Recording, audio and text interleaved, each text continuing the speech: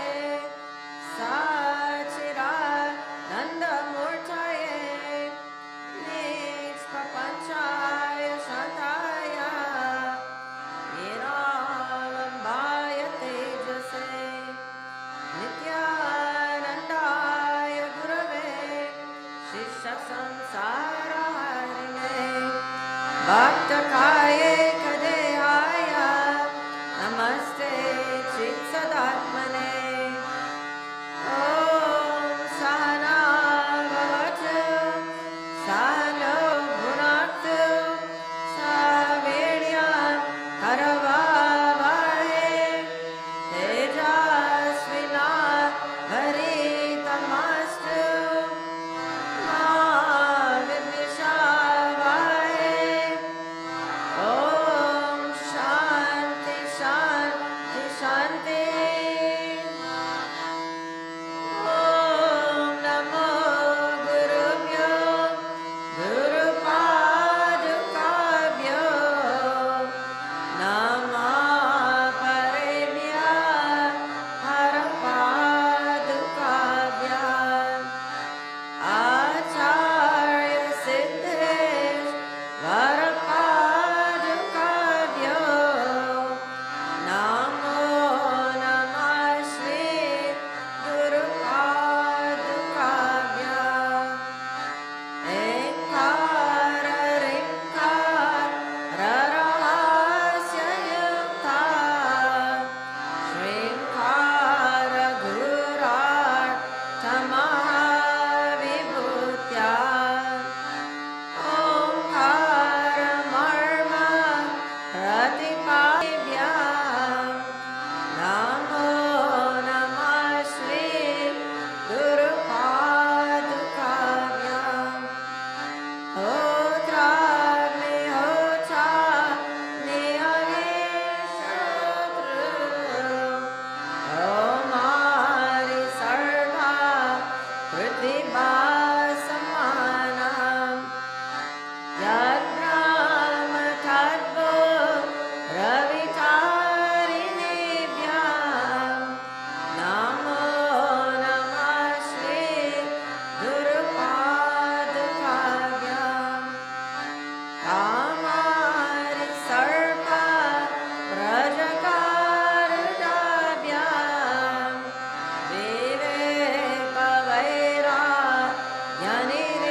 विवेकवैराग्यनिरिप्रदाभ्यां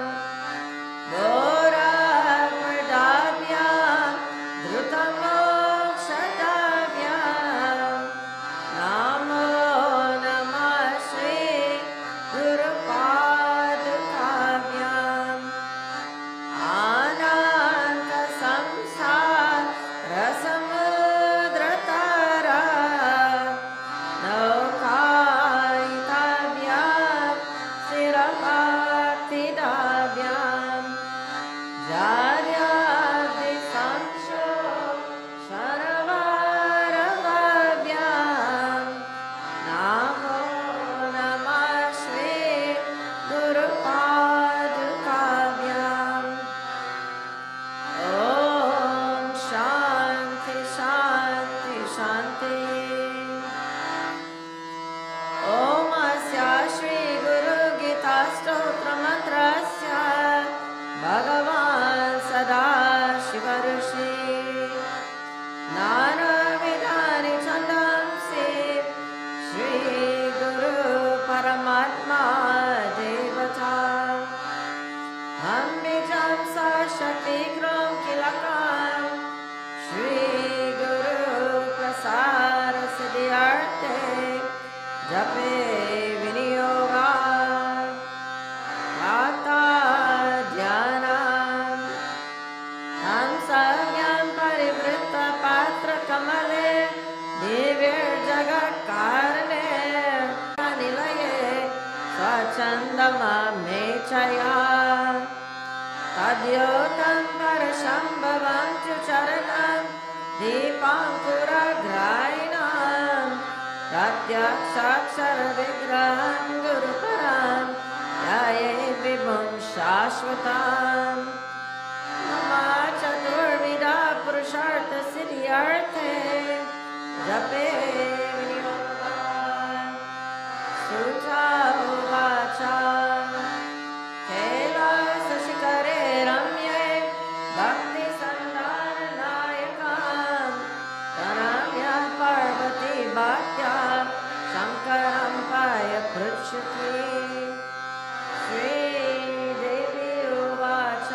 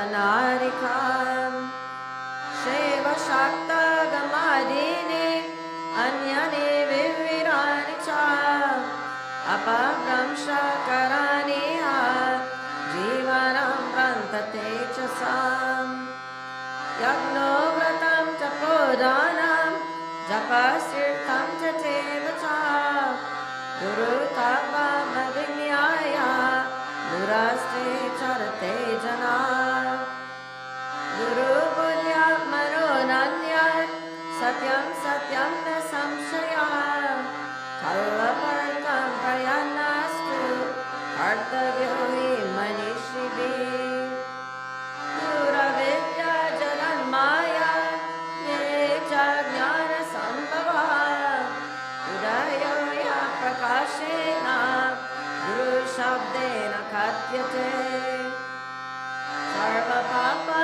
Vishidama Shri Guru Parasevanat Dei Brahma Bhavidyasmat Chakrapartam Vadami Te Guru Param Bhujam Smirta Jalam Shirasi Daraye Sarva Tirtha Vagasya Samprapnoti Phalam Nara Shoshanam Papapankasya Deepanam Jnana Tejasam Guru Parorakam Samyak Samsaranavatarakam Ajnanam Ularanam Jamma Karma Nivaranam Jnana Vairagasinyartam Guru Parorakam Pibe Guru Parorakam Pitva Guru Ruchishta Bhojanam Guru Murtanam Guru Mantram Sarajape Ashisheshram Tani Vaso Janavi Charanodakam Guru Vishveshvara Sakshat Tarakam Brahmanishitam Guru Parorakam Yatu Gayasuk Sokshayota Chittaraja Prayagascha Guru Murte Namo Namah Guru Murtim Smare Nityam Guru Namasarajape Guru Ranjam Prakurvita Guru Ranyana Bhavaye Guru Vakrasitam Brahma Pravyate Taprasadita Guru Jnanam Sarakuryat Kulasmi Swapatiriyata Ashramam Cha Sajantim Cha Sarkriti Pushti Vardhanam Etat Sarvam Parityaja Guru Ranyana Bhavaye Ananyashchitayam Tomam Sulavam Paramam Param Tasmat Sarva Prayagnena Guru Aradhanam Kuru Triloke Sputavantaro Devadya Surapanaga Guru Bhaktra Sita Vidya Guru Bhaktya Tulabhyate Dukkarasvandakarascha Dukkarasteja Uchate Ajnanagrasatam Brahma Gururevana Samshaya Dukkara Pratamo Varno Mayati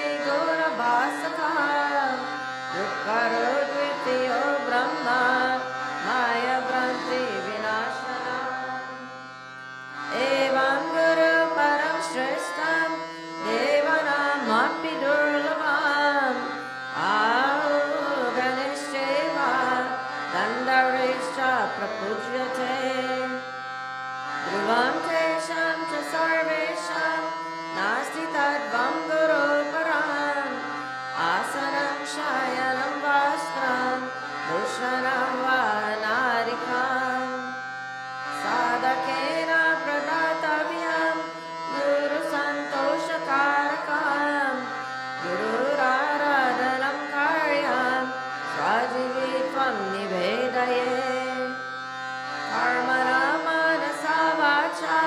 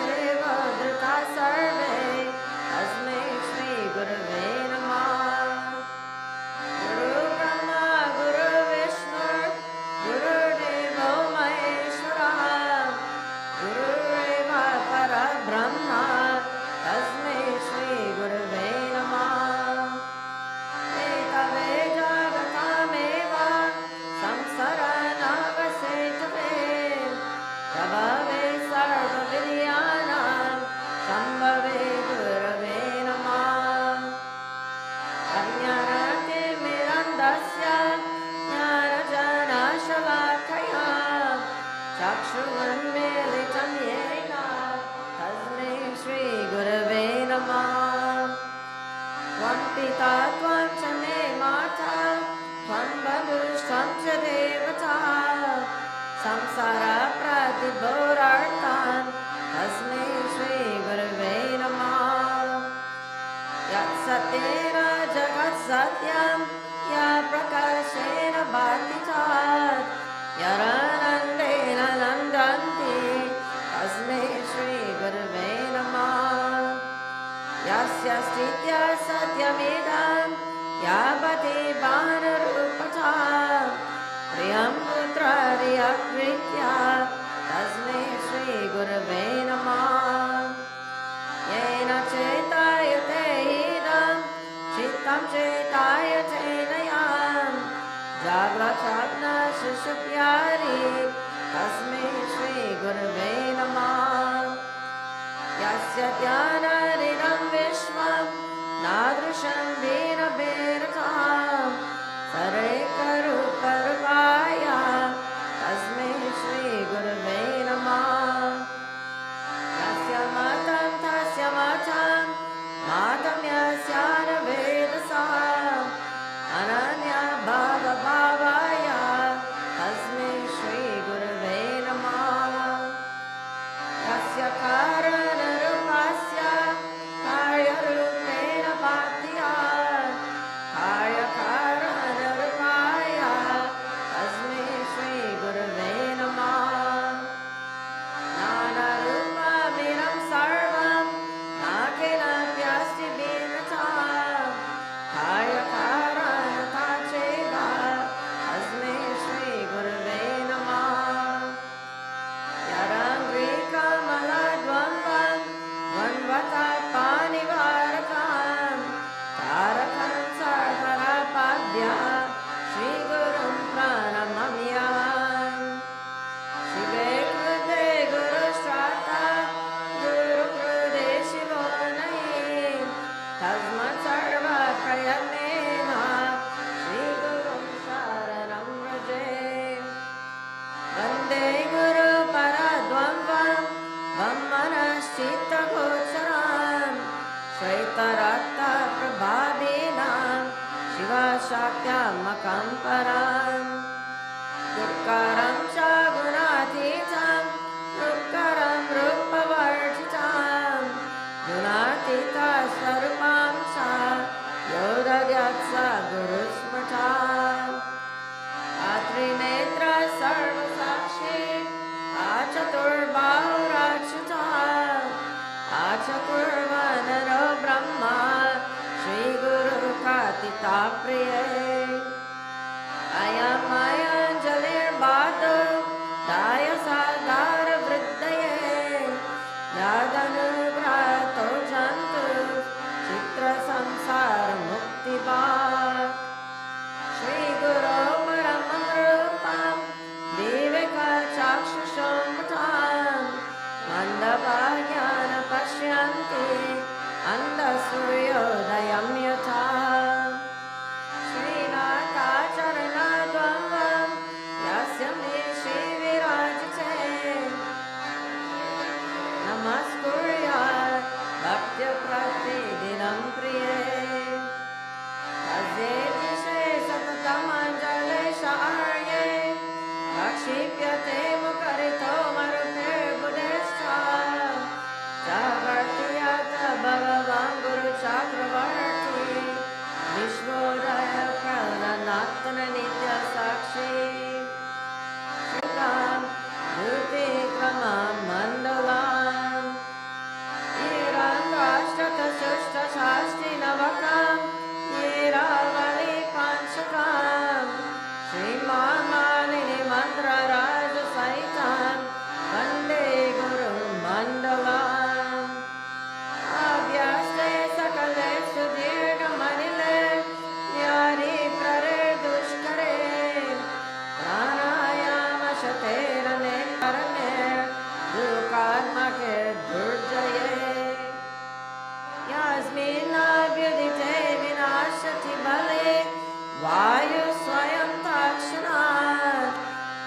तं तत्सहजं स्वभावमनिशां सेवात्ममेकं गुरुं स्वदेशिकसेवा शरीरचिन्तनं भवेदनथस्य शिवस्य चिन्तनं स्वदेशिकसेवा च नामकीर्तनं भवेदनथस्य शिवस्य कीर्तनं यपरेण कनिका कापि संसारवारिधे सेतुबन्धायते नातां देशिकां तामुपास्महे तस्मादनुग्रहं लब्ध्वा आराध्यारमुत्सजे तस्मै श्रीदेशिकेन्द्राय नमश्चाभीष्टसिद्धये आरब्धं सर्व संसार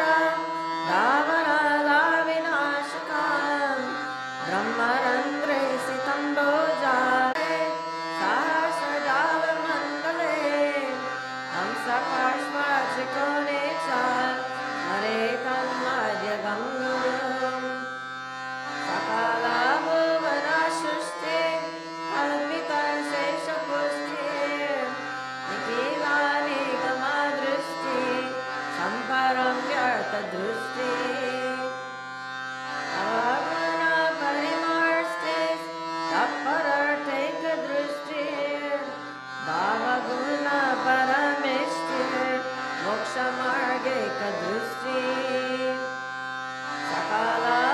सकलभुवनारम्भं स्तम्भनस्तम्भयास्ति सकरुणरसवृष्टि तत्त्वमाला समस्ति सकलसमयसृष्टि सच्चिदानन्ददृष्टि निवसतु मयि नित्यं श्रीगुरोर्दिव्यदृष्टि अग्निशुदासमं चातु ज्वालपरीक्षकार्याय मृत्युचा हरे जति तने जति तद्दुरे तत्समीपके तरन्तरस्य सर्वस्य सर्वस्य भायथा अजोऽहमजरोऽहं च आनदीनिधनस्वयम् अविकारश्चिरानन्द अनियन्मतो महान् पूर्वरं परं नित्यं स्वयं ज्योतिर्निरामयं वीरजं परमाकाशं ध्रुवमानन्दमव्ययम् श्रुतिप्रत्यक्षमेतेयं मानुमानश्चतुष्टयं यस्य चात्मतपो वेद देशिकं च सरस्मरे अरण्यभवं कार्यं तद्वरमीमामते सारुत्वं च मया दृष्ट्वा त्वयि तिष्ठति सम्प्रथम् अखण्डमण्डलं ज्ञानशक्तिसमारुदास् तत्त्वमालाविभूषितः मुक्तिप्रदाताय अस्मै श्रीगुरवे नमः अनेकजन्मसम्प्राप्ता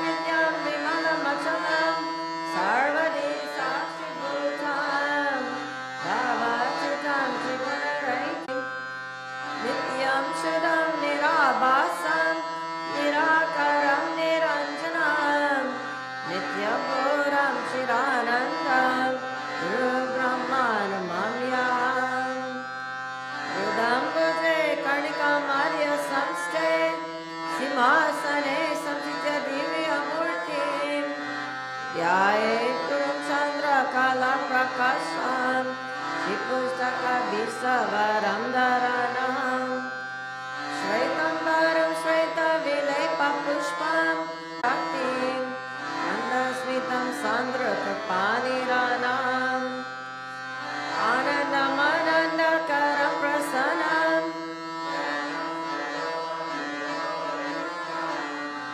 Yogindra Midyam Bhavaroga Vaidyam Srimad Guru Nityam Aham Namami Yasmin Sri Sri Dvamsa Nigranugramakam Nityam Pancha Viram Shashvat Vasate Tam Namamyam Ratta Shira Shishaklapje Dvinitvam Vibhujam Gurum Varabhaya Yutam Shantam Smaretam Nama Purvakam Nagarorarikam Nagarorarikam Nagarorarikam Nagarorarikam Shiva Shasanata Shiva Shasanata Shiva Shasanata Shiva Shasanata Tvirameva Shivam Tvirameva Shivam Tvirameva Shivam Tvirameva Shivam Mama Shasanato Mama Shasanato Mama Shasanato Mama Shasanata Evam Nidam Gurum Yatva Jnanam Upadhyate Swayam Tat Satguru Prasadena Mukta Amiti Bhavaye Guru Darshita Margena Manashuddhim Tukaraye Anityam Kandaye Sarvam Yakinchim Kama Gocharam Eyam Sarva Swarupam Cha Jnanam Cha Mana Uchate Jnanameya Samam Kuryan Kanya Panta Dvitiyaka Evam Shiva Mahadevi Guru Nindam Karotya Sayati Narakam Gauran Yava Chandra Divakaro Yava Kalpan Chakodehas Stavadeva Gurum Smare Guru Lopana Kartavya Swachando Yadi Bhabave Karena Navaktavya Padneshi Shekatanchana Guru Ragrena Vaktavya Asatyam Chakarachana Gurum Sankrityam Krityam Gurum Nirjitya Varata Aranye Nirdale Deshe Savave Brahma Rakshasa Munipi Panagirvapi Sureva Shapito Yarim Kalmutyu Bayadvapi Guru Rakshati Parvati Ashaktahi Suradyascha Ashakta Munayastha Guru Shapena Te Shigram Shayamyantina Samshaya Mantra Raja Miram Devi Guru Rityaksharadvayam Smriti Verartha Bhaktina Guru Saksha Paramparam Shruti Smarni Adinyaya Kevalam Guru Sevaka Teve Sanyasina Prokta Ittare Veshadarina Nityam Brahma Nirakaram Nirgunam Gauraye Param Sarvam Brahma Nirabhasam Dipo Dipantaram Yatha Prasadena Admaram Nirikshaye Anena Guru Margena Swatmajnanam Pravartate Abramasta Bapanayantam Paramamasarumpakam Stavaram Jagamam Sheva Pranamami Jaganmayam Vandeham Sachiranandam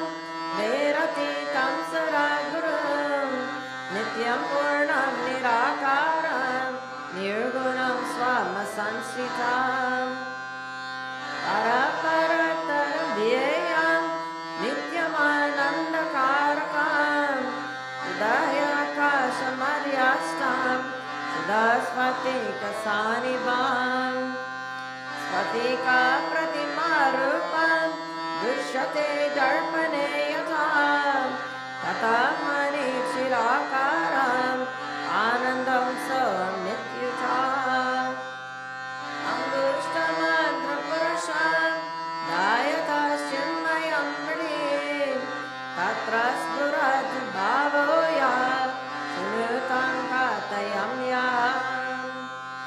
अगोचरं तथा गम्यं नामरूपाविवर्जितं निःशब्दं च विजानीयात् स्वभावं ब्रह्म पार्वती तथा गन्धस्वभावेन कर्पूरकुसुमारिषु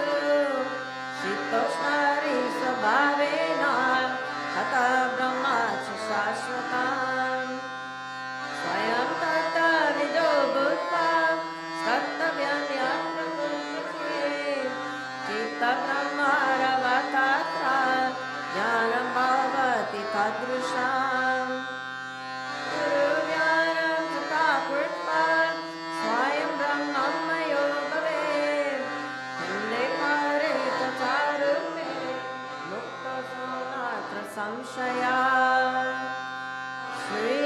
श्रीपार्वती उवाच पिण्डं किं तु महादेव परं किं सामुदारितं उत्पन्नं च रूपं किं वेदतत्यायि शङ्करा श्रीमहादेव उवाच पिण्डं कुण्डलिनी शक्ति परमं सामुदारितं रूपं बिन्दुरिति ज्ञेयं रूपतीतं निरञ्जनम् ते मुक्ता परे मुक्ता रूपे मुक्ता वरानने रूपतीते त्रिये मुक्ता ते मुक्ता नात्र संशयः स्वयं सर्वमयो भूत्वा परं तत्त्वं विलोकयेत् परतरं नान्यत् सर्वमेतन्निरालयम् तस्यावलोकनं प्राप्य सर्वसङ्गविवर्जिता एकाकी निष्ठुरा शङ्कास्तिष्ठते तत्प्रसादता लादम्ब जनलादम्ब स्वबहुलं च निष्कामेनैव भोक्तव्यं सदा सन्तुष्टते च सा सर्वज्ञा परमित्या देहि सर्वं मयो बुधा शरणन्त सरशन्त रामते अत्र कुत्रचित् तथैवाति सते सोऽपि सादेश पुण्यभाजनां मुक्तसलक्षणं देवी भावग्रे कथितं मया उपादेशसुता देवी गुरुमार्गेण मुक्तिरा गुरुभक्ति सतध्यानं सकलं तदकीर्तितम् अनेन भवे कार्यं तवदमे मामते लोकोपकारकं देवी लौकिकं च न भावयेत् लौकिका कर्मणो यन्ति ज्ञानेन भवर्णवां ज्ञानि तु भावये सर्वं कर्म निष्कर्म यत्कृतम् इदं तु भक्तिभावेन पादते शृणुते यदि विकित्वा प्रदातव्यं तत्सर्वभवेत् गुरुगीतात्मकं देवी शुद्धतत्त्वं मयोरितं भावव्याधि विनाशार्थं स्वयमेव जपे सदा गुरुगीताक्षरिकं च मन्त्ररसामिमं जपेत् महामन्त्रा फलं नान्ति षोडशीम् अनन्तफलमं लोचे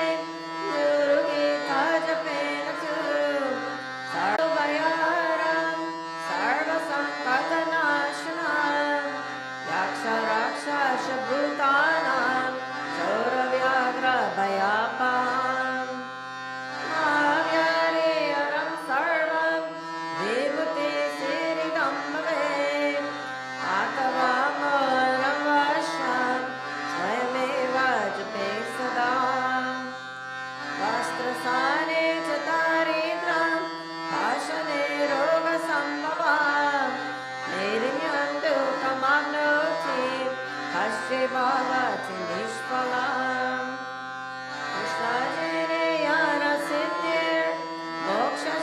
कृष्णजनयनसिद्धिर्मोक्षशीघ्राग्रचर्मणि कुशासनयनसिद्धिः सर्वसिद्धिसुखं भवेत् कुशे वा दुर्भया देवी आसने शुभ्रकं भवेत् उपावेशा ततो देवी तपेदिग्राकं मानसा श्रेयं शुक्लं च सद्यर्थं वशिरक्तासनं प्रिये अभिचारे कृष्णवर्णं पीतवर्णं दनागमे उत्तरे शान्तिकामस्तु भाष्ये पूर्वामुखो जपे दक्षिणे मारणं प्रोक्तम् पश्चिमे च धनागमात् मोहनं सर्वभूतानां बन्धमोक्षकरं भवेत् देवराजप्रियकरं सर्वलोकवशं भवेत् सर्वेषां सामनकरं धूनरं च विवर्धनं दुष्कर्मनाशनं चैव सुकर्मसिद्धिं भवेत् आसीदं सदये कार्यं नवग्रहाभयापं दुःस्वप्ननाशनं चैव सुस्वप्नफलदायकम् सर्वशान्तिकरं नित्यं हठमधियासपूषणम् अमेकाव्याकरं श्रीणां सौभाग्यदायकं सदा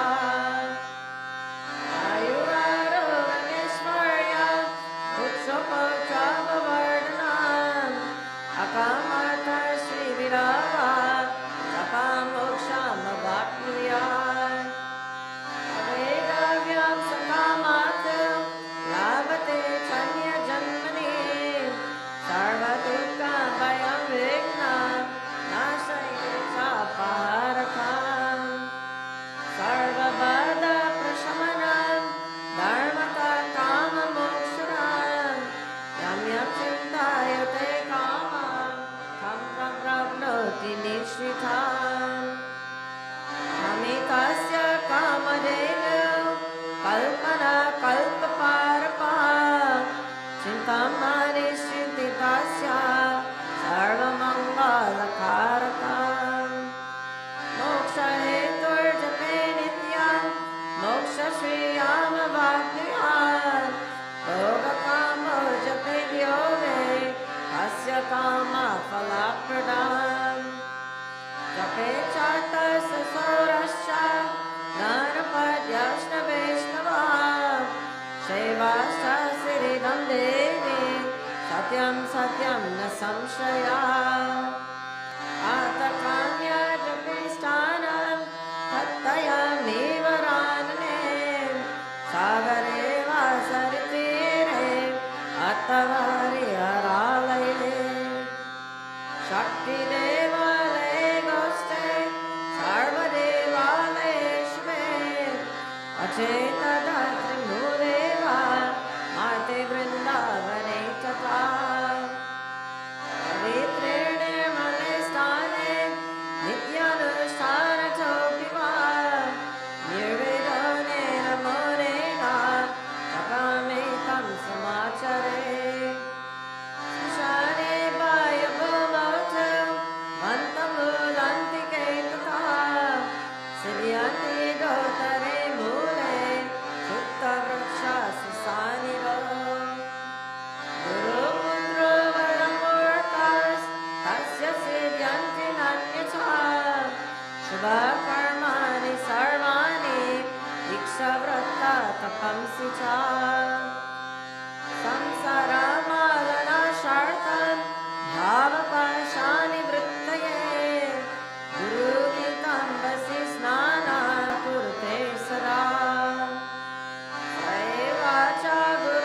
साक्षात् सदा स ब्रह्मवित्तमान् तस्य स्थानानि सर्वाणि पवित्राणि न संशयात् सर्वशुद्ध पवित्रोऽसौ स्वभवद्यत्र तिष्ठति तत्र देवगणाः सर्वे चित्रेऽपि ते वसन्ति आसनस्थशयनो वा दर्शसि संवरानपि अश्वरूढो गजारूढा सुप्तो वा जागृतोऽपि वा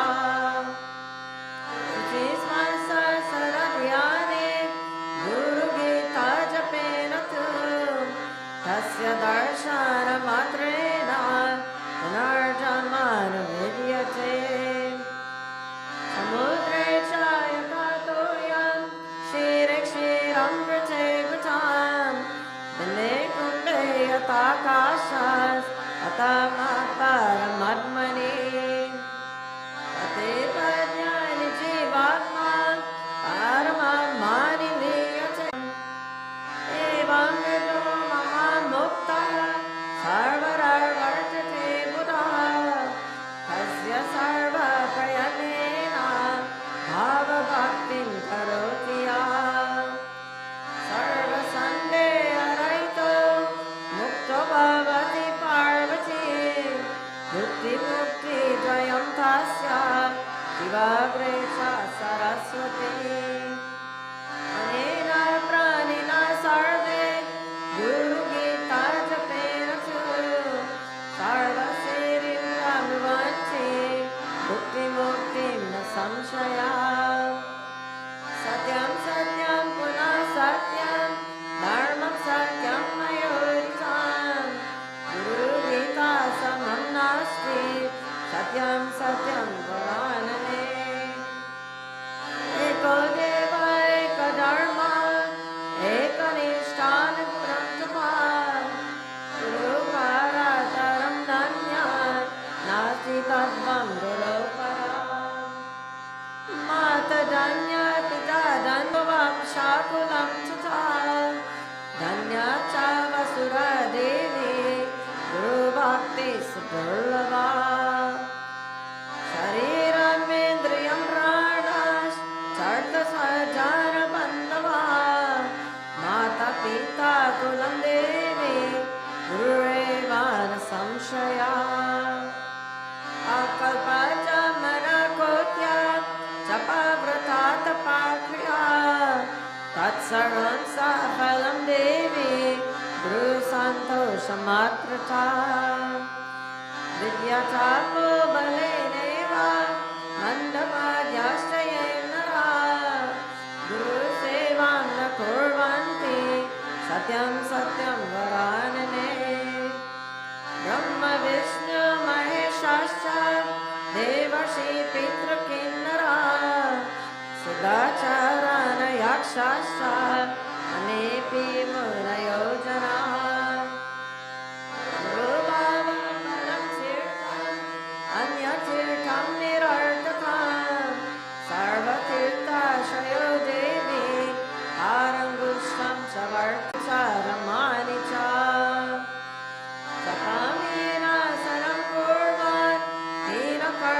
हीनकर्माफलप्रदं गुरुगीतां प्रयाणेव सङ्ग्रामेरुपसङ्कृते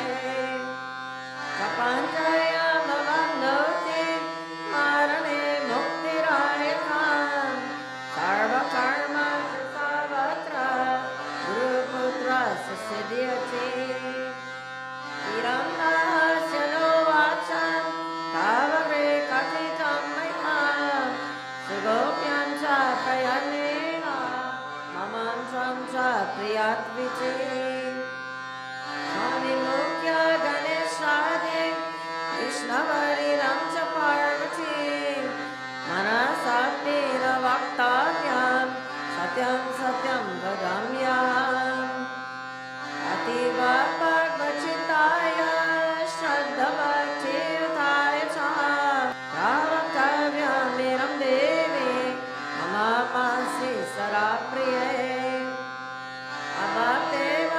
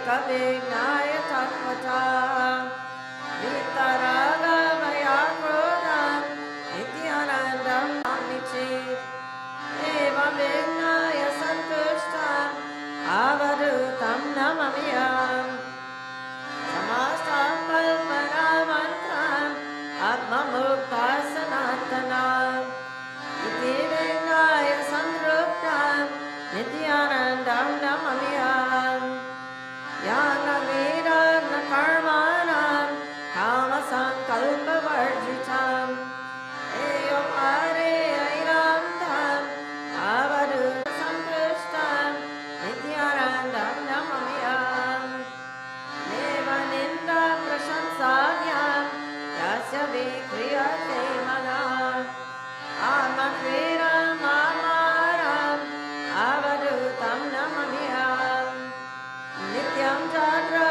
Ramastayam Swapnavadyo Vatishtate Nishchitam Chinmayam Manam Nityanandam Namamiyam Dvesham Nasti Priyam Nasti Nasti Asha Shubha Shubham Veradhyana Vedantam Avadutam Namamiyam Jaram Pashati No Yastu Jagapashanti Chinmayam Nitya Yuktam Gunartitam Nityanandam Namamiyam Vidarshana Matrena Bhavate Bhuvanatrayam Avaram Jagamam Tirtam Avadutam Namamiyam Sarva Pujam Sarapurnam Akandananda Vigraham Swaprakasham Chiranandam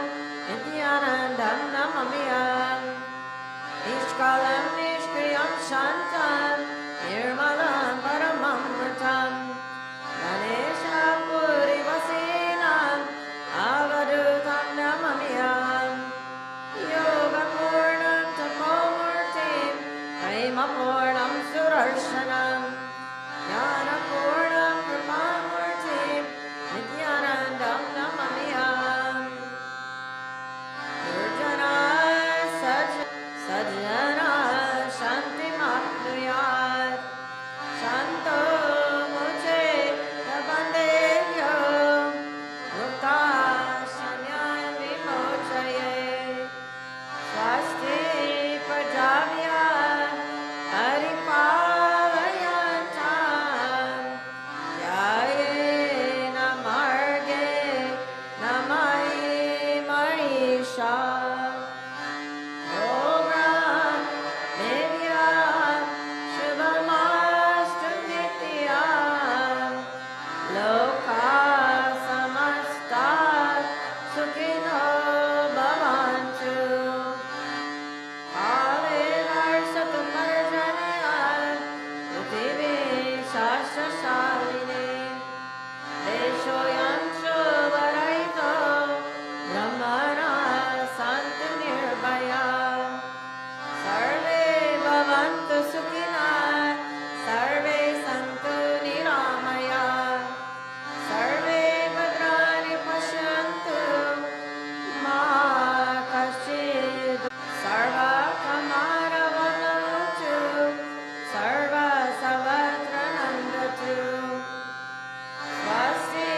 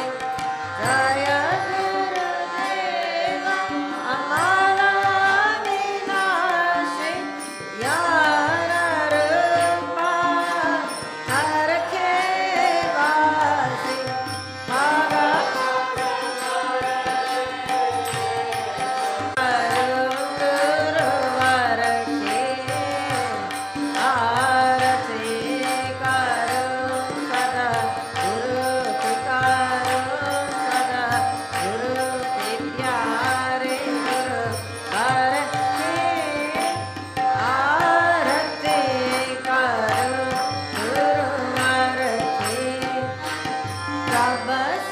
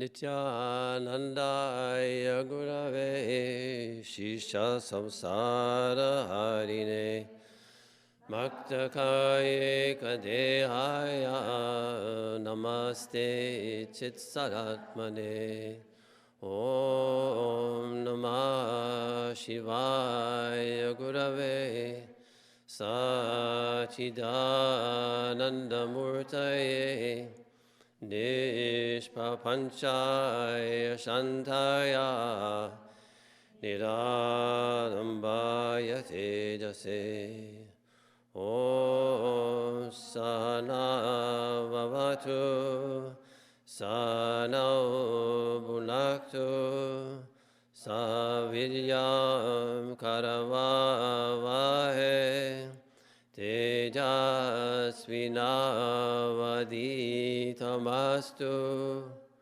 Ma Vidvishavahe Om Shanti Shanti Shanti Sadgurunath Maharaj Ki Jai. Good morning, everyone, and welcome to Sunday morning Satsang here in Walden on a very cold day. Super cold. Hopefully the coldest day we'll have this year. This reminds me of Michigan winter. Sometimes they got down below zero. But we're here nice and warm and prepared to dive into the continued study of the Yoga Sutras. And Niteshwar did a nice job of starting us off and giving an overall introduction to the Yoga Sutras. And to me, it's like going back to an old friend. I think it's the first scripture that I studied as a young person, interested in yoga. And it was very exciting and very fascinating. And I got to those first 4 sutras, which we'll talk about today. It was like, wow, this is so great, so wonderful. And then you get further along and it gets a little more complicated, a little more subtle. And you go, well, maybe, but just the excitement of it. And each time I've gone through it, a little more gets revealed, because what we're dealing with here is something very profound, and something that comes from the ancient lineages of yogic philosophy, and it's a verified true scripture, and that it bears a stamp of many, many great sages and yogis who have walked the path and understand this from a very personal point of view. And so when we talk about this, we're really invoking the blessings of those sages in hopes that some clarity will come to us. And our goal in these talks, Niteshwar and I are talking for a good portion of the year, as it's the yearly subject, is to help us all get a little deeper into the Yoga Sutras and gain a sound understanding of what they're about and how we can use them. So that's the second goal. First is to gain an understanding. Secondly, to use that understanding to improve our daily practice and our life. Because we know that when the mind is good, which is really what the Yoga Sutras are about, when the mind is good, the life is good. The actions are good, and the relationships are good, and the craziness kind of is not so prominent, even though life on planet Earth is not simple for anyone, especially these days. So we don't know much about Patanjali. I won't talk very much about that, but we know he was a great yogi, and the communication comes from Lord Shiva himself. That comes through these sutras. They're very important to us, and they're like a manual for life, particularly for the mind. But Patanjali doesn't promote any religious dogma. He doesn't give any argumentation against Buddhism, or Shaivism comes later, but other philosophies. He's not there to argue. He's there to present very scientific principles, and he's his focus is quite narrow. His focus is on the human experience, our own experience. So when we look at the Yoga Sutras, we're drawn within immediately. It's not about all of this. And the premise is all of this is in here. Our perceptions, our thoughts, our feelings, our reactions, all of our karma, what brought us here, what's keeping us here, what's going to propel us into the next birth, and what compelled us to become born in this birth. It covers all of that. So in a way, it's a narrow focus, but it's a very broad focus. So Patanjali is encouraging us to use our own individual experience, our own mind, our own states, as like a laboratory, and to have our own, and easy to understand. But it's meant to be contemplated over and over again, as all sutras are, because they're pithy statements, very few words, and yet you'll see the scholars write volumes on a couple of words. So it is a very individual experience, and it is also a manual. And in a way, I mean, all of us are yogis, right? So we know about this. Many of you, how many people have read the Yoga Sutras? Okay. I don't need to say anything. So everybody's familiar with, almost everybody in the room is familiar with the Yoga Sutras at some level. And so we've all been practicing this, making the effort to understand, and maybe using that as a reference. To me, it's like one of those instruction manuals that when you buy something or you're doing something, and well, recently I put a chair together. And it was a very simple chair. The chair was complete in itself, but it had 4 legs. And I saw the instructions, like, I don't need that. I don't need the instructions. I could do this. I'm a very skilled person. So I put the legs, screwed the legs on. It took quite a few minutes for each leg. And I looked, and the chair was tilted forward. I had put the front legs on the back and the back legs on the front. So, I mean, how many times has that happened to you? It's like any kind of dogma, or who needs to know about Dharma? I know, I can do this. So in a way, we've been driving, it's like driving a car, and then you look in the glove box, hey, there's a manual here. And I've been driving this car for 2 years. I've never even looked at the manual, the book of instructions. So it gives us pause to think that there are manuals like this that can help us. And we've been driving this car for lifetimes. And in a way, you could say we've never taken a look at the manual. And so we're going crazy. It's running because the tires are flat, and we don't know how to change the tires, put air in the tires, everything that the manual will tell you. So it's a great thing that we have these scriptures. And he focuses directly on our experience, and the task is, if you've read it, so you understand, the idea is we're separating the seer from the seen.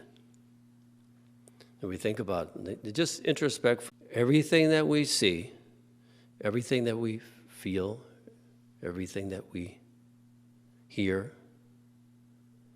sense, everything that's in our experience now is all the seen, all the prakriti, nature. The question all the sages ask is, who is seeing this? Who is the seer? That's what the central question here. In a way, we've got it all backwards. We think we are something external. We think we are the body. And so the essential nature is lost to us. We think of that Nasruddin song, not song, but story Baba loved to tell. Nasruddin is riding on his donkey.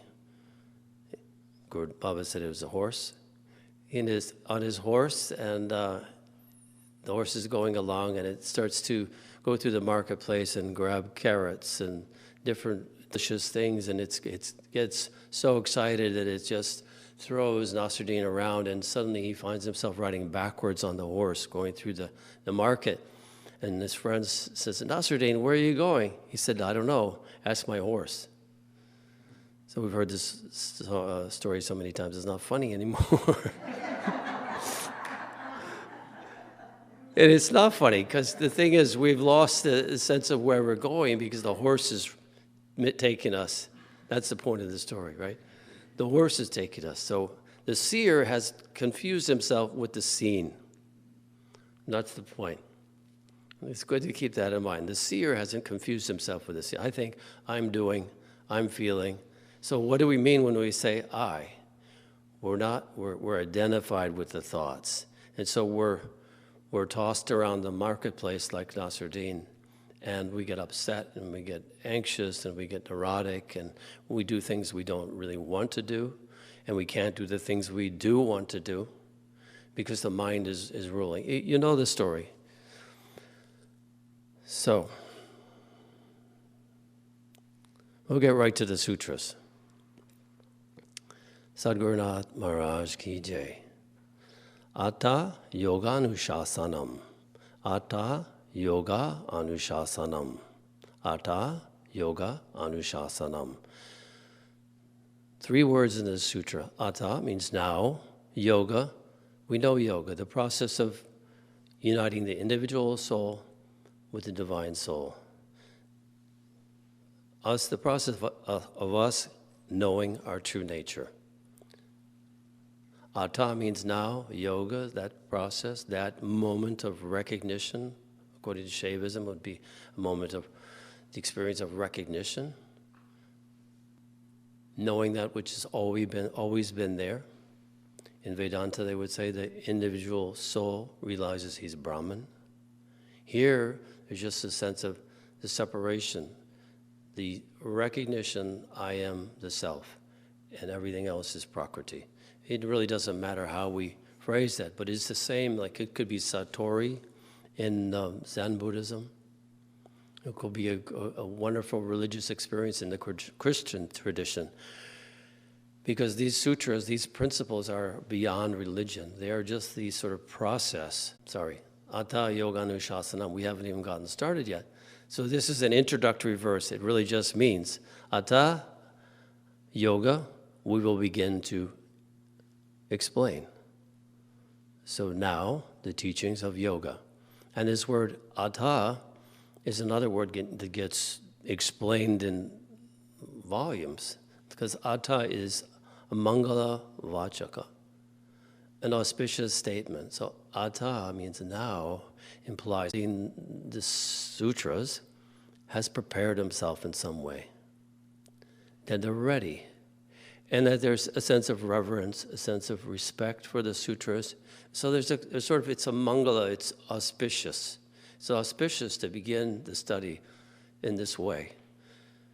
So atta yoga anushasanam. Now we will begin the exposition of the Yoga Sutras. A sense of the to us through the grace of the Guru. I was watching something by a very nice Swami from the Vivekananda or Vedanta Society, and he was talking about translations, and he was kind of like, you could tell, he's a very, very expert, extremely expert, unlike us. We do the best we can, and we're exploring this together, but he was an expert. And he was saying, well, there's this translation. People were saying, which translation to use? And he said, if you have a guru, you don't need a translation.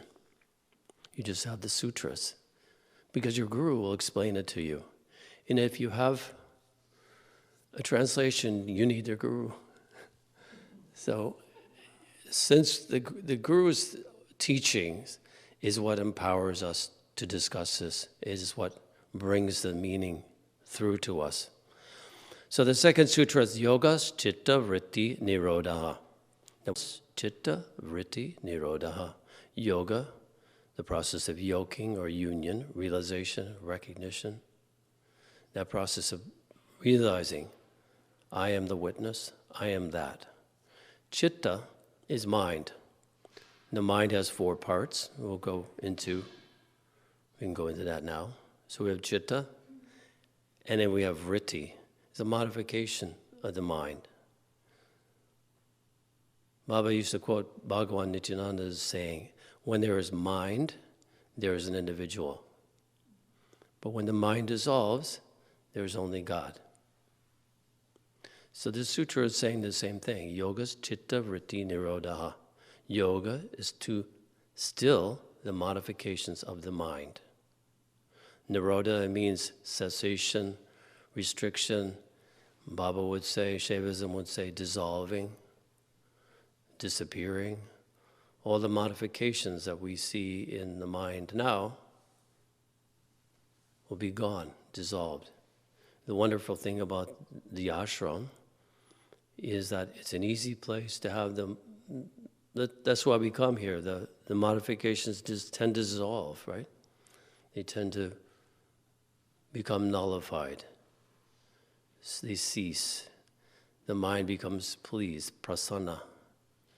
And so in a space like this, through the mantra repetition that's been done here, we become calm. And so the mind becomes yoga's chitta vritti nirodha. So the chitta becomes calm. The vrittis, the patterns, the turnings, the movements, the modifications in the mind become calm. So chitta has 4 parts, and if we turn our attention within for a moment and see what is occurring in our consciousness, we'll see thoughts, images, memories, feelings, and we'll see that the mind is always active. It's always moving, and one thing will emerge, another emerges, and that thought subsides. And this is continuous play of the vikalpas, of the vrittis. So yoga is to still all of this. Then, when that occurs, Sada drastu swarupe avastanam. Then the seer rests in his or her, and at that point there is no his or her. We rest in our essential nature. Then pure awareness can abide in its very nature. So this is a crystal clear, the most succinct scriptural description of recognition or realization that must be. So 4 words, tada drastu swarupe avasanam. The seer rests in his essential nature. So hearing this, one begins to wonder about we start to think, well, what's my mental state? How am I doing with this? And we may notice, the mind is not so still. The mind's full of a lot of emotional turmoil and a lot of baggage from previous lifetimes, samskaras, which are vrittis that have formed impressions that will trigger a reaction when it's stimulated from a new experience in our lives. And so it's the wheel of the mind keeps moving and keeps agitation, and it clouds the mind. And so our true nature is clouded. There's no chitta vritti nirodha, there is agitation. So even before the second sutra is explained, Vyasa, who is the commentator, one of the ways that I personally judge, and he should be a sage himself. So the commentator of the Yoga Sutras of Patanjali, because it's so succinct that Like according to the Vedantin scholar that I heard online of the Ramakrishna Society, is so obtuse and difficult that you can't really understand it without the commentary. So Vyasa's commentary is in a way is embedded in the sutras in some presentations. So very important to see that. So when we read the Yoga Sutras, we should have a commentary, a text that has the commentary of Vyasa attached to it. There may be commentaries on the commentary, which is what we have in this book that we're using as the final authority. It's by Hariharananda Aranya, who himself was a great yogi who practiced great discipline and great tapasya and studied this and was a great intellect. And so his commentaries on the commentary makes it even more clear. So you've got three different things. You have the sutra, we have the original commentator, Vyasa, and then we have Hariharananda Aranya. And then we have his disciple who was good enough to translate Bhasvati, which is a third commentary, more like appendixes on the text itself, and that's in the second half of the book. So in having this later edition of the book, you have that commentary, that Bhasvati, which means, I think, explanation that contains light, or illumination.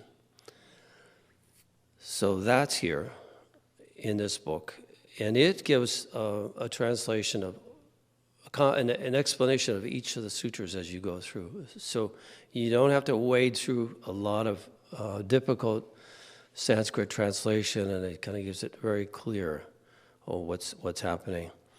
But as I was saying, Vyasa interjects just after Atta Yoganushasana. Now we will talk about yoga. And he says there are 5 habitual states of mind. Just out of the blue, he feels it necessary to explain to the reader of the Yoga Sutras that there happen to be 5 habitual states of mind. Okay, you're reading this book and you immediately think, what about me? Well, how can I relate to this? What's my state of mind? So he describes the 5 states of mind from the most agitated to the most calm. The one that's the most far away from Yoga Chitta Vritti Nirodha to one that's habitually in that state of Nirodha. Complete peacefulness. The first one is called Chipta, restless, scattered, emotional, uncentered, distressed. These are my words.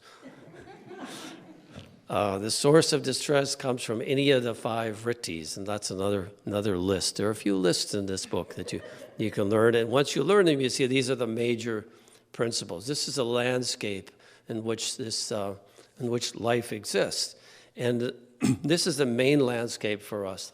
What is the nature of our mind? So when we have the average person is restless, scattered, emotional, becomes anger without intending to, feels bad, I got angry, I did this, and at night there's all kinds of trouble and distress and guilt and anxiety and desire and love and, oh man. So we know this, right? We've been through all of these things, and at times, even as yogis, we may suddenly find ourselves stimulated by some external person or event that we lose everything, and suddenly we're in a rocket ship going nowhere. and then we come down from that and we go, oh boy, it's going to take me a while to recover from this. So and we start doing our mantra again, and so that's the early stage, hopefully. But that's a stage that and that's a Raja guna. Rajas, it's the guna that's active. So it's like it always needs stimulation. The person needs to be stimulated, needs to have this satisfied and never quite satisfied. The second one is muda, which means stupefied, infatuated, lacking energy, so obsessed about something, but not having much energy. There's tamo guna in this, the energy of darkness and dullness and lethargy. Addictions come to mind, the self-destructive, antisocial behavior, likes to sleep a lot, doesn't want to do anything, And so Vivekananda used to say that people, that when they're in a dull state of mind, they need to just move. They need to get up and do things and get active, and that your sense of discipline and motivation should become increased. So you need to get inspired about something. But the Muda mind is stupefied, infatuated. It doesn't want to do anything at all. So it's not a good state. Tamasic. And we know all these states, right? They're not foreign to us. Like, in fact, when he says habitual states of mind, we can reflect and say, well, my mind is of a certain nature, right? And that's the interesting thing. One of the interesting things about the Yoga Sutras is it wants you to focus on your mind. It's not talking about minds in general, but say, what's it doing? And what's its nature? And we can think back to when we first sort of became conscious of our mind, that it has a certain nature, individual. It makes me who I am as well, which is, not so bad. Excuse me. But it's unique to us. And so that sense of ego, that sense of individuality we carry with us, and the package has certain qualities. And some are good and some are bad. We may come into this life with the very calm, very quiet, very peaceful state of mind. Maybe we were a yogi in our last life. Or maybe there's a lot of agitation and there's been trauma in previous lives. Maybe there's been trauma in these particular lifetimes that have sort of strengthened the kshipta state. And maybe there's deep anxiety. And for those people are generally in therapy, and the therapist will give them mood-altering substances, drugs, to try to deal with this kshipta, this agitation, where the mind is just going in all directions. And so it's the package that we come with, so it's individual to us. And so we have to take care of it. And we want to strengthen the mind. We want the mind to be powerful. And the mind is powerful not when it's thrown in all directions, but when it can concentrate. Concentrate on what we're doing at the time. And if something comes up, then we watch it and we keep bringing the mind back. Keep bringing it back to the focus of the present moment. And we use the gifts that are given us by the gurus, by the teachers. And so there's this process of yoga sadhana that's done within the state of mind that we have, that's personal to us. We can see these are universal because we all know these states of mind, but it's each one, there's something going on in everybody's mind that's not the same. And so we direct the mind within, we let the mind become nirodha. And so then we become aware of our true nature. Atta swarupa avastanam. Then I become aware of my true nature when the mind becomes calm. Even if it becomes calm for a little while. We don't have to be in deep samadhi. We know that now we're watching and we're seeing the mind. It's not making any trouble. So that's it. That's a state not agitated, but it's called distracted.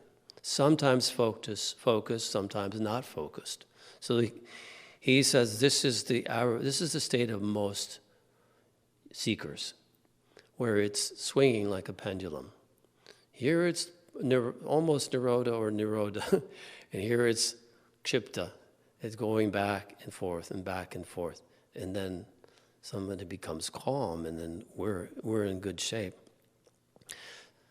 Can become focused, can become calm, can learn. And true, because we need to focus in order to learn something. So we study these sutras, we see, okay, well, that's how I am. Or maybe I'm in the next category. The fourth category is ekagra, one-pointed, habitually focused. So if we find ourselves moving from these earlier states to the later states, we know things are going well, right? That's a good sign. I'm not getting agitated so easily anymore.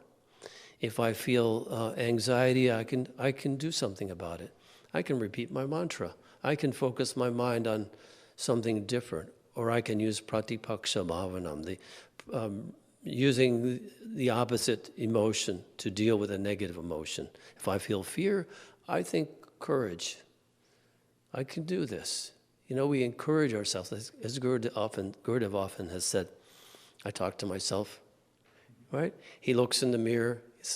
What are you doing, Nityananda? You know, like that. It's like we all have our own individual mind and our own individual ways.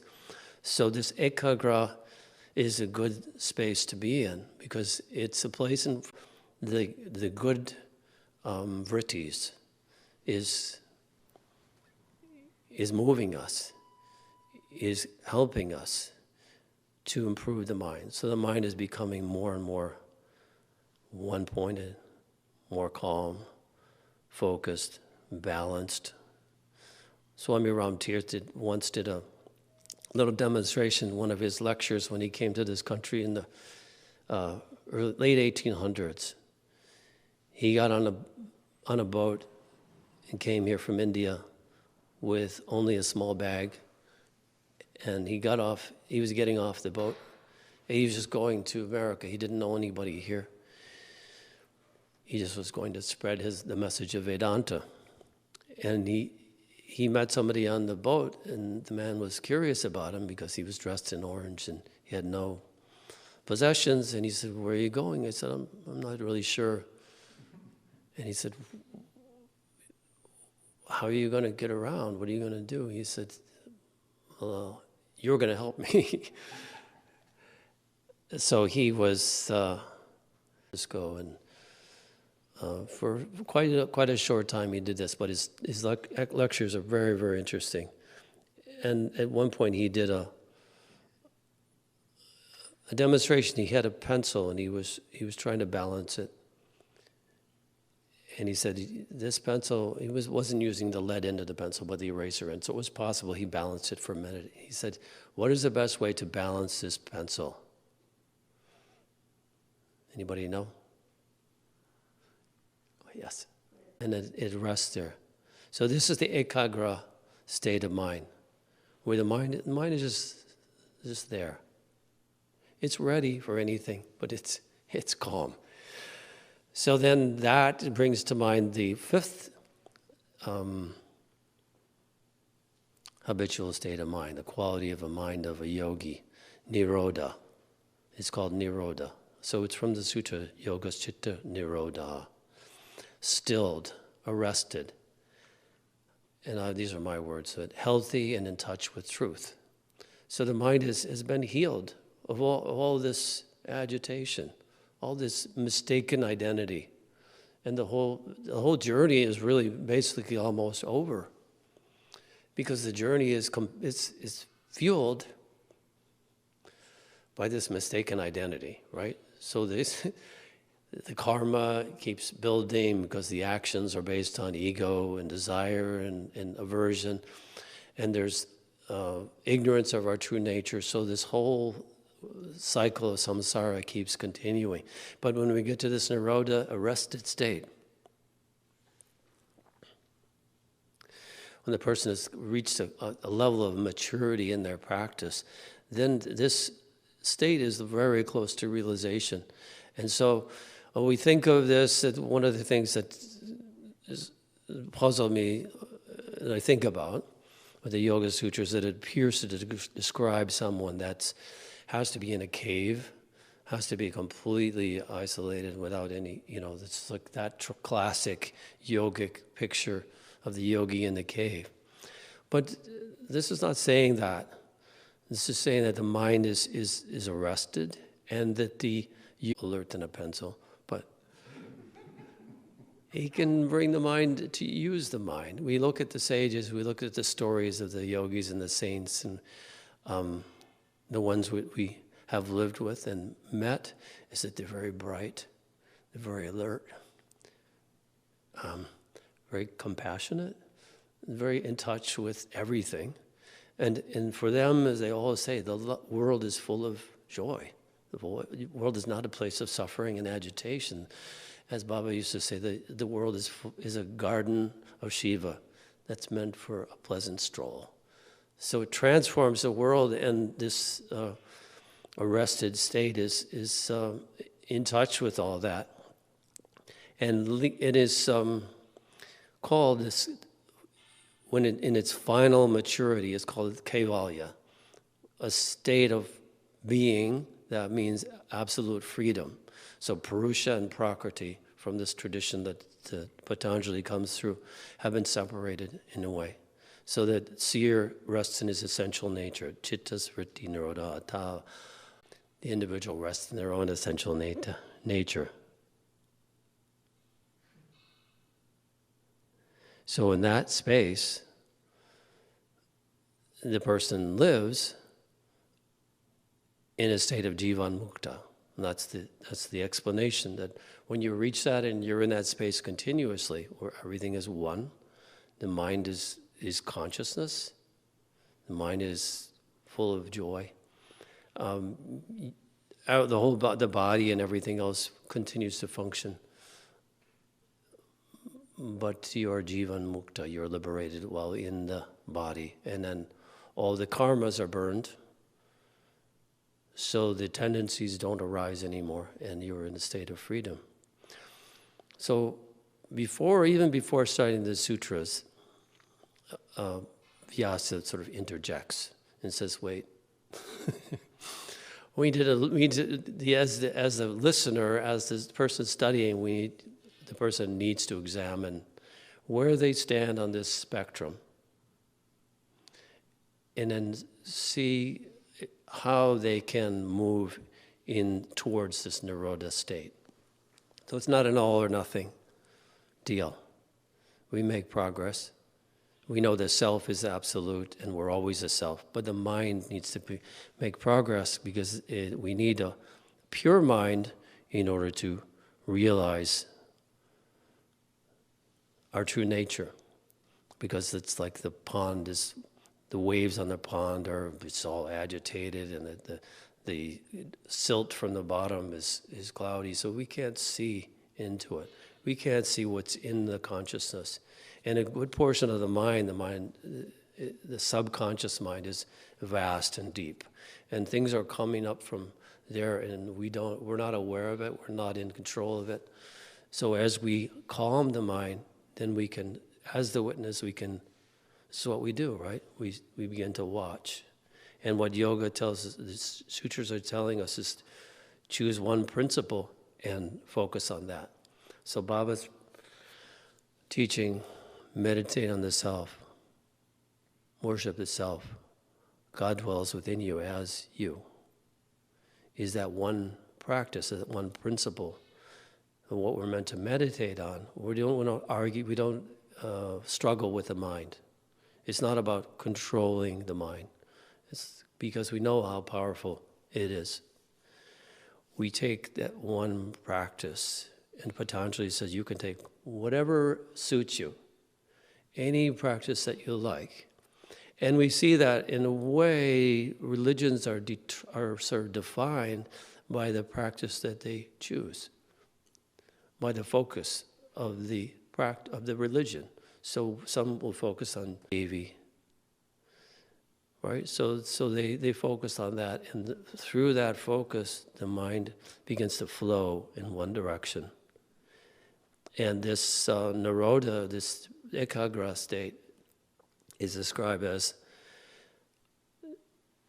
the mind, and we know this. I mean, there's different ways that we're aware of this in different situations, but one thought, say we're repeating the mantra, and that mantra dissolves, and then the mantra arises again, and then the mantra arises again, right? So it just keeps, the same thought keeps repeating. So the flow is in that direction. So if we're worshiping a deity, it may be that. If we're focused on the breath, we're using that to calm the mind. And if we are just telling ourselves, let me be aware of my own self. Let me worship the self. And then the self becomes our focus. And there's a continuous awareness of witness consciousness. And whatever comes into the mind, we keep going back to that space in the heart of aham. And it becomes our continual practice. So in a way, we're choosing to not fight with the mind, but to practice one vritti, one principle. Patanjali calls it eka tattva bhavanam. Practice of one principle to still the mind. So the mind wants to focus on something, so we get something beautiful, something wonderful. Baba said, when my mind begins to wander slightly, and it's funny that Baba is saying this, but this is from Satsang, Volume 2. Somebody asked him about the difficulty of controlling the mind. Because we do get the idea that from the Yoga Sutras that we have to control the mind. But the technique, if you're reading carefully, the technique is not saying that. Its technique is saying, give the mind one focus, and let it continue in that direction. And the Swami I was listening to, he said, it's like you have a field and you want to irrigate the field. And nearby you have a pond or a lake. He said, it's like in order to get the water from that lake to that field, you have to do an irrigation ditch. And you remove the dirt. And then all by itself, the water goes down. You need gravity, right? So this idea of a positive vritti, because there's another principle, the later 5 types of vrittis, because he categorizes that, they're lists, these nice lists. He said, but those vrittis are either klishta or aklishta. So klishta means pain-causing. So basically anything that's encouraging the continuation of samsara, anything that comes from a sense of ego or ignorance, any of the negative thoughts, but anything that's based on ignorance is klishta. It's sustaining all of this. It's sustaining the mistaken identity. And then there's aklishta. And say repeating a mantra is aklishta. In fact, it's like a depth charge.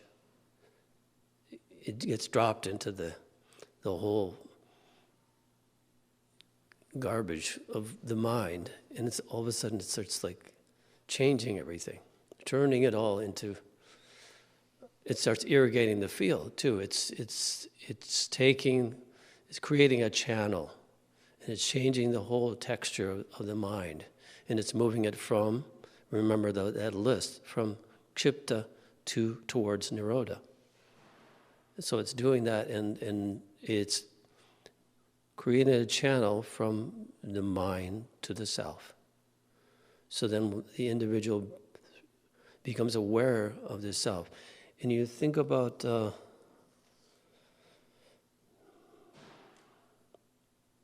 leave that. So the idea of klishta and aklishta is very, very important. So we have good vrittis and we have bad vrittis. Most of them are kind of useless, and you know, I'm being oversimplifying things, because one of the things we can also fall into with reading this is that maybe life isn't important. Have you ever read the sutras and kind of thought that it's too didactic, it's too kind of cut and dried, it's too yogic? But I think that Patanjali is really very focused on the science of it, in the laboratory. But when the yogi begins to become more of this nirodha quality, and the mind becomes like that, we see there is a joy, and there is an appreciation of life, and all the drama, and very compassionate to anyone that's in that state of mind. So Baba said, when my mind begins to wander slightly, then I begin to remember, or I begin to invoke chitti. This is aklishta vritti. These are the helpful vrittis.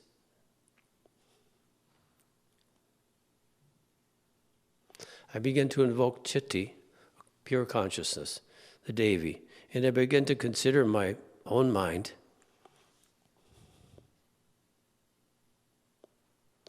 to be the mother herself.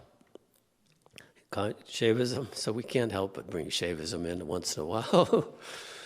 Because Shaivism says the mind is chitti. And that's what Baba said and always taught. So we're encouraged by Baba's teachings. And I begin to consider my own mind to be the mother herself. Then the mind becomes still once again. So here's the great practice, right? This is how he made his mind still. And so he's saying even a yogi like Baba, sometimes in mind, he wasn't happy with the mind at certain times. Something's going on there. And so this is how he dealt with it. It's because this person who's asking the question has been trying to hold the mind firmly that he's not succeeding. So this is a really important teaching from Baba, that you're not kind of trying to grab hold of the mind, because it sounds like that, right? Yoga's chitta vritti nirodha, it's controlled, it's locked in. But he's saying, no, that's not right. He says, the mind is pure consciousness, and the mind should be tackled through prayer, through love. It should be filled with love and directed towards the inner self. So here's the practice. Here's the aklishta vritti. It is the grace of the mind which is far more important than the grace of anybody else.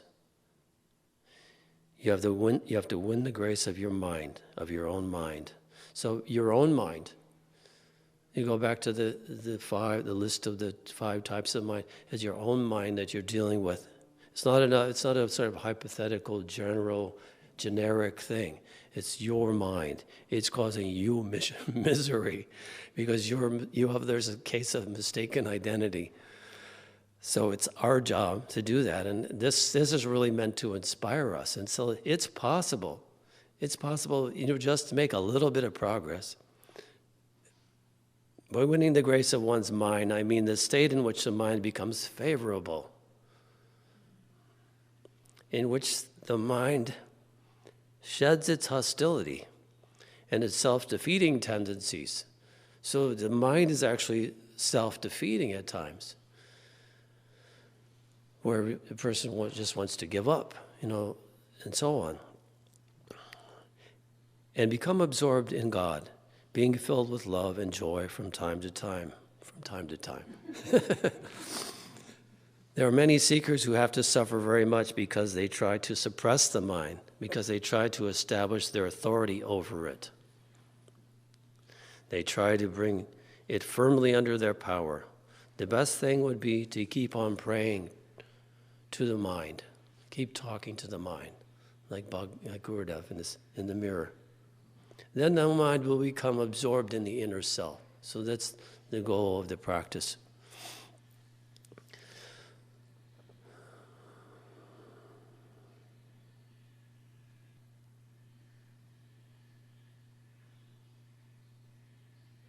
So these are important ideas. Afflictive and non-afflictive, klishta and aklishta.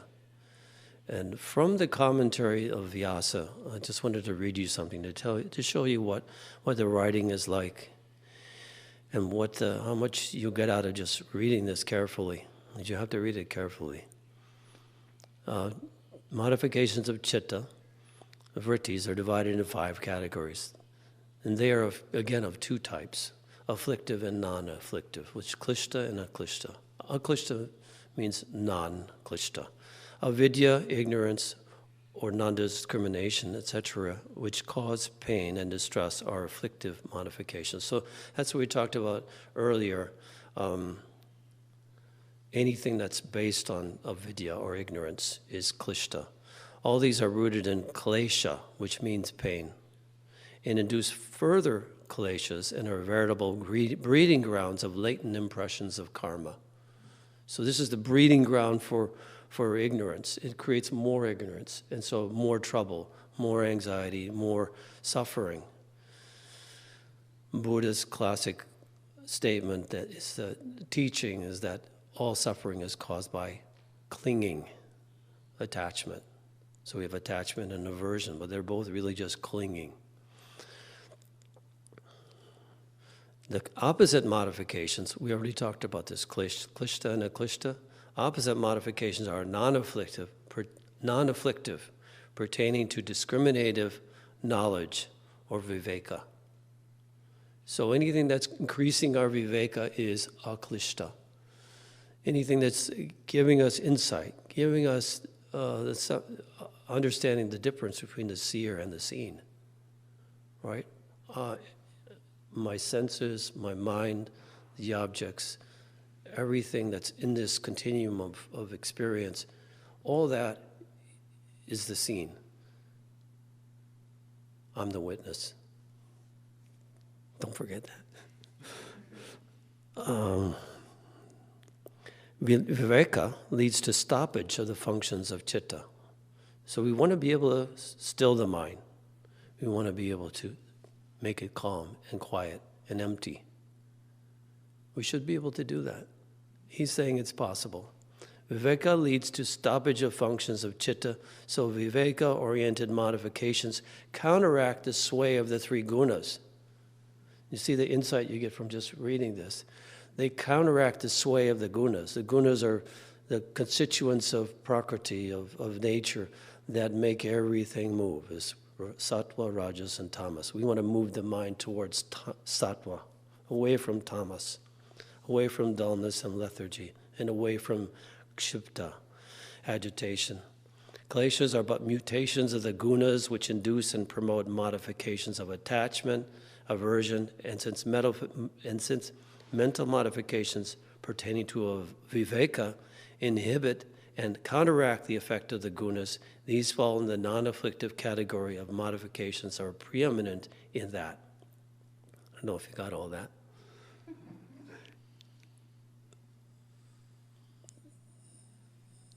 Since modifications pertaining to viveka or discrimination inhibit and counteract the effect of the gunas. So all this process of everything spinning, everything keeps changing, we want to know that which is not changed, that does not change. That's the self, the witness of all that. These fall into the aklishta category. These are the good vrittis. Other modifications which promote discernment are also non-afflictive in an indirect way. Here's another very interesting point here.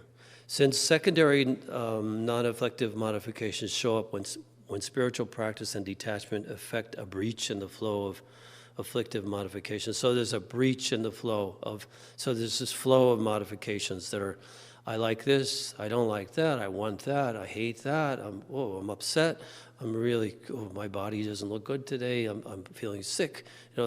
Whatever is filling the mind and keeping us from remembering the self. It's effecting a breach in the flow of these afflictive mental modifications. I just wanted to give you a little taste of this. Similarly, through the gaps in the flow of non-afflictive modifications, or aklishta, the good ones, the good vrittis, the good thoughts, afflictive modifications creep in, has been said in Yoga, the Sutra, section 4, verse 27. Afflictive modifications produced by residual latencies, samskaras, appear through the breaches in discriminative knowledge. So here's the idea. You can have a whole slew of afflictive modifications or negative vrittis, the usual fare, right? And in comes a positive vritti, Om Namah Shivaya. And it affects a breach in the whole show. And you mean I'm the self? wow, that's life-changing. So that's a breach in the flow of these negative vrittis, which are based on avidya, and which is ignorance, and ego, and raga and dvesha, desire and aversion, and the ultimate desire, aversion, abhinivesha, fear of death. So this whole process is sustained by them. So this Om Namah Shivaya comes and breaches the flow, and it's creating a revolution, and it's turning everything back into the way it's supposed to be. I am that, and all this is consciousness. Also, the same opposite can happen when we're in this ekagra space. It's ekagra, the sort of oneness, the fourth category of the modification of habitual states of mind. Remember back at that. Remember that first list that came even before Yoga's Chitta Vritti Nirodha. This is how the categories. He said, even if you're in that sort of end of the program and you're just feeling all kinds of bliss and mind is quite calm and, oh, that was very inspiring what Gurudev said, and and you walk out and suddenly, I don't know, I don't feel so good anymore. Why did I say that to that person? I could have just walked, I didn't have to speak at all. I mean, and the lunch, I don't know, what was that? Or whatever, it's like can be the smallest thing, the very smallest thing. And it's like suddenly the whole flow of the positive vrittis, there's a breach in the flow of the positive vrittis by a negative vritti. So that's what happens, and that's why we have to keep practicing and keep moving forward. That's why we do. That's why we read the rest of the sutras. Finally, the bottom line is what Patanjali says in the sutra: Abhyasa viragya tan nirodha. The Vrit sages, including reading the Yoga Sutras, and secondarily by detachment. So we have to detach ourselves from the contents of the mind and from these. How to get out of it? Practice this, let go of that. And then we have the progress, and we have the recognition of our true nature. Sadgurunath Maharaj Ki Jai.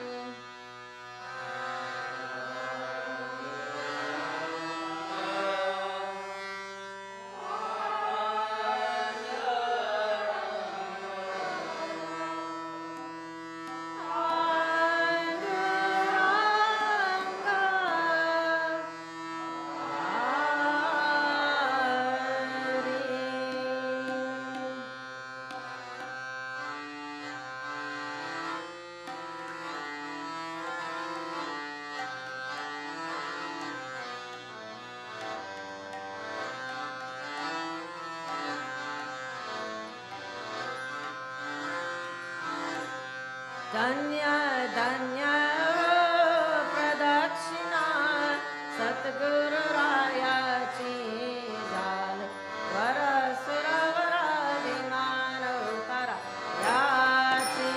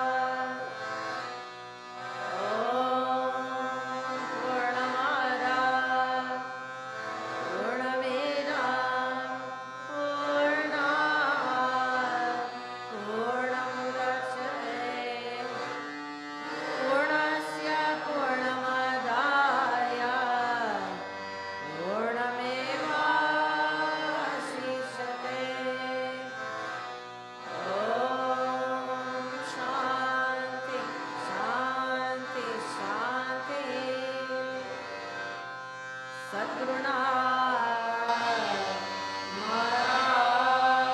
ki jai.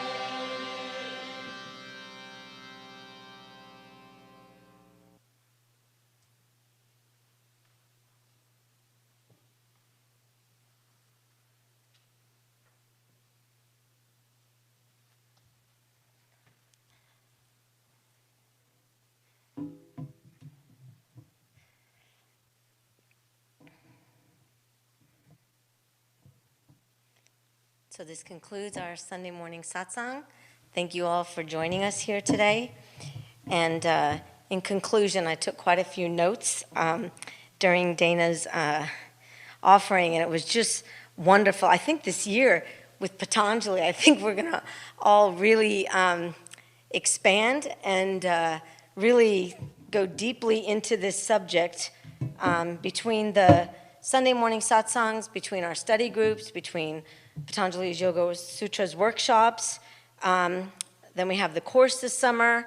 I think we're just going to get really filled up with Patanjali and the Yoga Sutras. It's just wonderful. And I was the notes that I wrote down was so the things that we can take home with us are Patanjali's focus on the human experience, about the user's manual and how many times we say, I don't need the manual. We just had that a couple of, just in the last week up at Srinivas, we were cleaning out some old things, and it was like we found user's manuals, and it was like, no, we don't need this. We've been using it already for now a couple of years, vacuum cleaner manual or this or that. So yeah, great analogy there, Dana. That one's going to definitely be a take home. Individual, when there is no mind, there is God. I love that one. The 5 habitual states of mind, and how we can try to discern for ourselves which one our mind might be in. From the most agitated to the most calm, the main landscape of our mind. I love that. The main landscape of our mind. And when the mind is arrested. And then when he got to the point about talking about when a person reaches maturity, when a person's in their practice, that kind of was a segue that led me to what we're going to have here in the month of June here. So what we are going to have is 4 teachers, senior teachers from Baba Muktananda's time, and who have been treading the path for many, many years, and have that maturity of practice, have that maturity of established practice, and have been working with their minds for a very, very long time. And in Gurudev's a place card holder for everyone, and that is June 11th through June 27th, or 26th. 26th, right? So June 11th to June 26th. So please make sure to mark your calendars for that.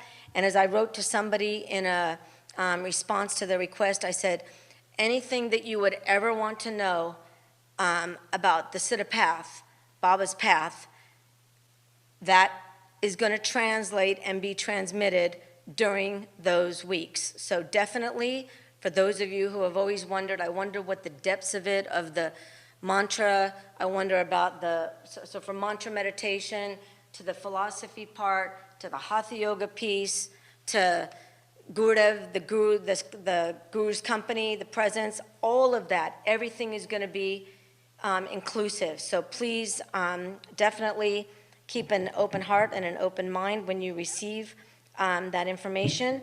And also I was thinking of, as Dana was speaking and talking about the mind, one of my favorite mantras or practices has always been Manaha Prasadaha, cheerfulness of mind, to always hold and embody and always, as Baba always talked about, the friend, see our mind as our friend or our enemy.